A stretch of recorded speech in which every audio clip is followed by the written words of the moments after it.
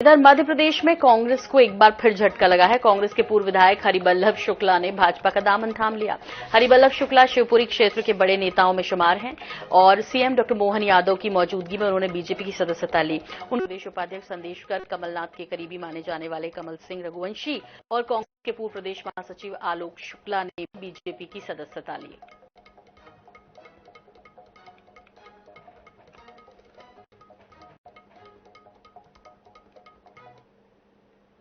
जिस प्रकार से लगातार हमारा परिवार बढ़ रहा है और जैसे मैंने पहले भी कहा है, हम सबके लिए वर्तमान के राजनीतिक दौर में यशस्वी प्रधानमंत्री श्रीमान नरेंद्र मोदी जी के लिए खास करके जिस ढंग से वो 24 घंटे काम करते हैं और भाजपा को विश्व की सबसे बड़ी पार्टी बनाया है, ऐसे में हमारे परिवार में स्वाभाविक रूप से राजनीतिक क्षेत्र में जिनकी रुचि है और जो भारत की सेवा करना चाहते हैं, प्रदेश की सेवा करना चाहते हैं, अपनी परमात्मा की दया से कई जन्मों के पुण्य के बाद ये मानव काया मिलती है।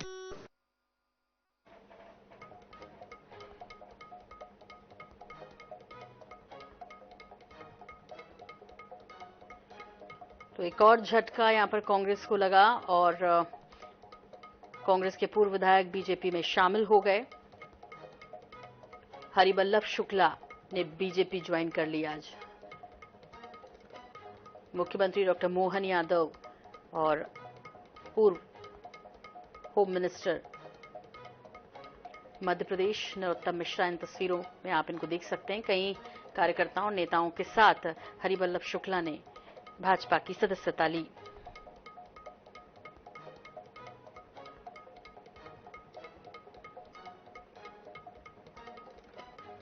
तो लगातार जैसे जैसे चुनाव पहला चरण समाप्त हुआ और अब दूसरे चरण की तरफ है। मध्य प्रदेश में 7 सीटों पर चुनाव होना है दूसरे चरण में, और ऐसे में अब भी जैसे पिछले 2-3 महीनों से कांग्रेस में बीजेपी के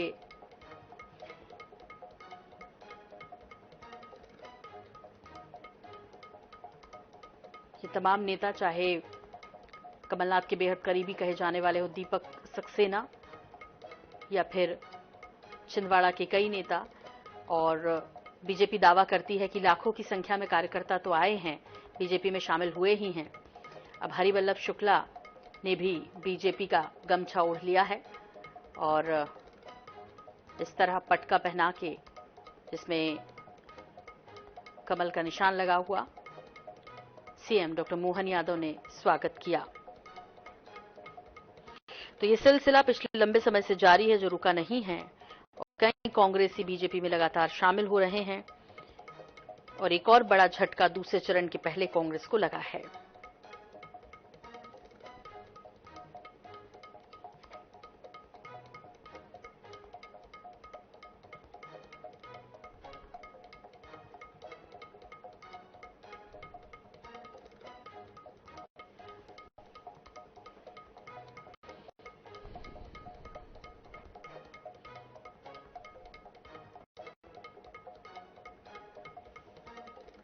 और राज्यपाल सिसोदिया जी हमारे साथ जुड़ गए हैं, प्रवक्ता बीजेपी। राज्यपाल जी, सिलसिला तो थमने का नाम नहीं ले रहा, हालांकि हृदय परिवर्तन का भी दौर चल पड़ा है।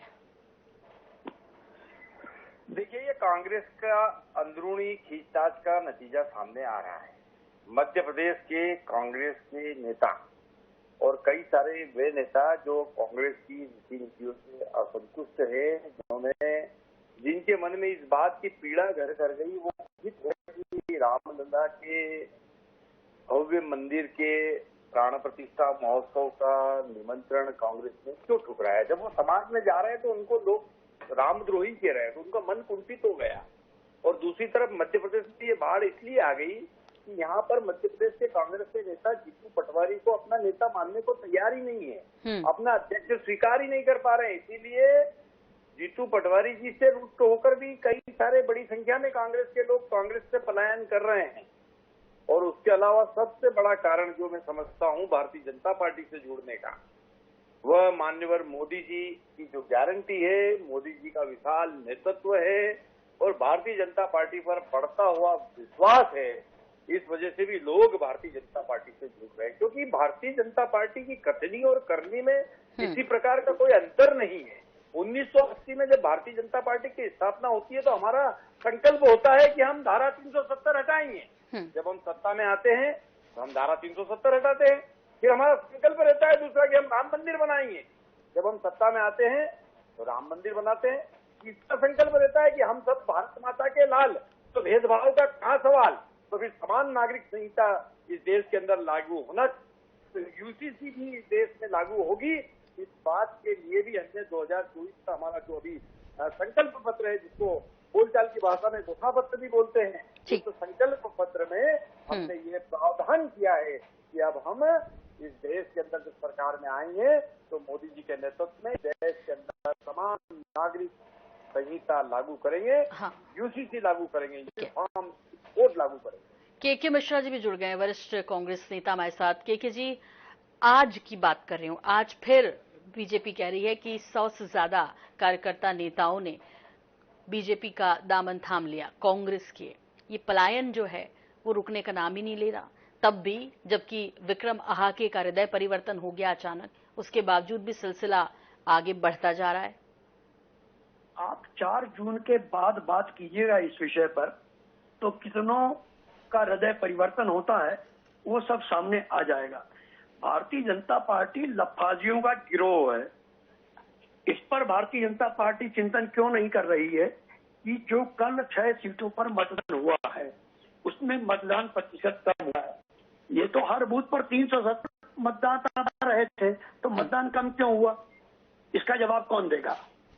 सिर्फ मनोबल अपने कार्यकर्ताओं का जो रूठे हुए हैं, क्योंकि कांग्रेस के जो आउटसोर्स कर्मचारी वहां गए हैं भारतीय जनता पार्टी में, उससे भाजपा का वर्कर नाराज है।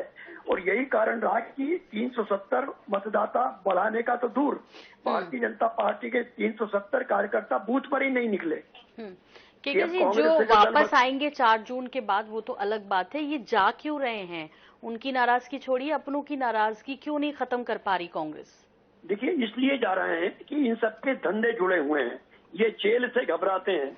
जिस माँ ने इन्हें पैदा किया है और उस माँ को जब इन्हें सहारा देना है तब ये लोग उसको अनाथ आश्रम में छोड़ के जा रहे हैं। मगर ये गलत फहमी में है कि वो माँ अनाथ आश्रम में प्राण त्याग देगी। वो माँ इतनी मजबूत है कि उस माँ की जड़ों को हिलाना इन लोगों के लिए असंभव है। और जिन लोगों को मॉरल नहीं है वही लोग जा रहे हैं।